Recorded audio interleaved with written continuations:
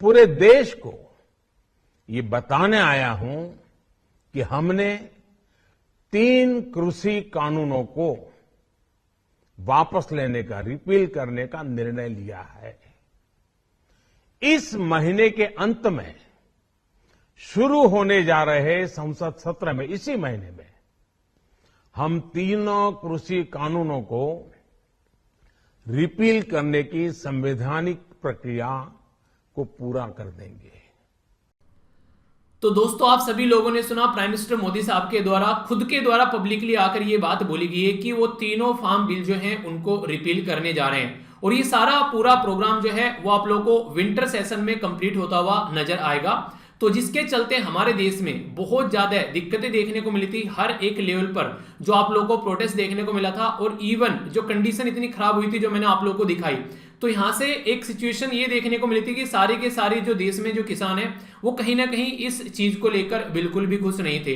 तो अब यहां पर आज के दिन, जो कि एक काफी अच्छा डे भी है, खासकर अगर बात करें गुरु नानक देव जी की जयंती सेलिब्रेट की जा रही है, तो ये किसानों के लिए एक तोहफा है, जिसके चलते यहां पर अब ये तीनों जो फार्म बिल थे, जिनको फार्म विरोधी बिल या फिर इनको ब्लैक बिल के नाम से भी जाना जा रहा था, तो अब ये यहां पर रिपील कर दिए जाएंगे, जो हमारा अभी विंटर सेशन अभी स्टार्ट होगा उसमें। तो उसी के चलते यहां पर ये इंफॉर्मेशन दी गई है प्राइम मिनिस्टर मोदी साहब के द्वारा। आखिर कौन से थे ये तीनों बिल, तो इनके बारे में आप लोगों को पता होना चाहिए। हालांकि बिल नहीं है ये एक्ट बन चुके हैं, ठीक है। तो एक्ट का मतलब क्या होता है और बिल में क्या डिफरेंस होता है? बिल होता है जब पार्लियामेंट में एक पूरा प्रोसीजर फॉलो किया जाता है, लोकसभा, राज्यसभा और फिर प्रेसिडेंट के साइन करवा के, तो तब तक वो बिल रहता है। जैसे ही प्रेसिडेंट के साइन उस पर हो गए तो फिर वो वहां पर एक एक्ट बन जाता है। तो ये तीनों बिल जो थे वो एक्ट में कन्वर्ट जब किए गए, हमारे देश में प्रोटेस्ट स्टार्ट हो गया था, तो उसी को लेकर अब यहां पर इनको रिपील किया गया है। तो इनके बारे में एक बार आप लोग थोड़ा देखें। यहां पर पहला है फार्मर जो produce trade and commerce promotion and facilitation act है 2020 का। इसी के साथ में the farmers empowerment and protection agreement of price assurance and farm service act है 2020 का। और इसी के साथ में the essential commodity amendment act है 2020 का।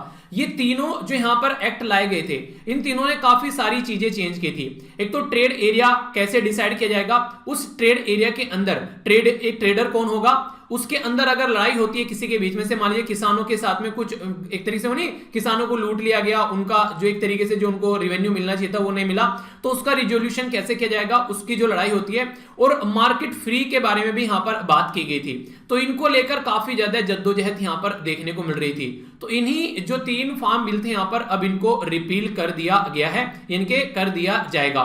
तो इसके बारे में आप लोगों की क्या राय है यहां पर, ये सही हुआ या फिर गलत हुआ, आप लोगों को क्या लगता है इसके बारे में? तो पर्सनली मुझे लगता है कि यार जिस लोगों के लिए आप लोग कोई एक्ट लेकर आ रहे हैं और उन लोगों को वो एक्ट पसंद नहीं आ रहा है और खासकर उनके मन में उसको लेकर चिंता हो रही है, तो फिर यार उस पर्सन के लिए आप लोग काम कर रहे हैं और वही पर्सन को काम पसंद नहीं आ रहा है, तो बिल्कुल वैसे हो गया। मैं आप लोगों को पढ़ाने की कोशिश कर रहा हूं, आप लोगों को पढ़ाना चाह रहा हूं, पर आप लोगों को पढ़ना पसंद ही नहीं आ रहा है, ठीक है। तो मैं तो एक तरीके जबरदस्ती पढ़ाया जा रहा हूं, तो वो वाली बात नहीं होनी चाहिए। तो जिसके लिए कोई काम कर रहे हो तो दिल से करो ताकि उनको भी यहां पर पसंद आए। और सबसे इंपॉर्टेंट मुद्दा यह था, जब संविधान के अंदर आप लोग जाएंगे तो 7वां शेड्यूल आप लोगों को देखने को मिलता है। तो उस 7वें शेड्यूल के अंदर जो एग्रीकल्चर है, उसके जो 7वें शेड्यूल के अंदर जो एग्रीकल्चर है उसको स्टेट लिस्ट के अंदर रखा गया है। इनके संविधान में 3 लिस्ट है, एक को बोलते हैं सेंट्रल लिस्ट, दूसरे को बोलते हैं स्टेट लिस्ट और तीसरे को बोलते हैं कॉन्करेंट लिस्ट। तो एग्रीकल्चर का जो मुद्दा है वो स्टेट लिस्ट के अंदर रखा गया है। तो इसके चलते बार बार ये बोला गया था, अगर कोई ऐसा एक्ट बनाना भी है तो वो राज्य गवर्नमेंट को बनाना चाहिए, ना कि सेंट्रल गवर्नमेंट को। तो ये काफी बड़ा मुद्दा उस टाइम पर चला हुआ आ रहा था, जिसके चलते ये इशू सामने निकल कर आया था। तो अब सारी चीजें आप लोगों के सामने क्लियर है। और कहीं ना कहीं ये डिसीजन इसलिए भी आप लोग बोल सकते हैं लिए जा रहे हैं कि एक गवर्नमेंट के ऊपर प्रेशर है, क्योंकि एक तो पंजाब के इलेक्शन आ रहे हैं अभी नेक्स्ट ईयर, और उत्तर प्रदेश के भी इलेक्शन अभी यहां पर नेक्स्ट ईयर आ रहे हैं। तो ये भी एक इशू है जिसकी वजह से यहां पर गवर्नमेंट को झुकना पड़ गया, वरना 1 साल बाद यहां पर 1 साल से प्रोटेस्ट कर रहे हैं किसान, 1 साल बाद ये डिसीजन लिया गया है। तो ये काफी बड़ी बात है। चलिए, जो भी है देर आए दुरुस्त है। तो बाकी आप लोगों की क्या राय है आप लोग कमेंट बॉक्स में जरूर बताना। तो नेक्स्ट लेक्चर में मिलता हूं, तब तक अपना ध्यान रखिए। बड़ों को नमस्ते, छोटों को प्यार, छोटी सी लाइफ है, एंजॉय करो यार। मिलता हूं नेक्स्ट लेक्चर में, तब तक के लिए जय हिंद।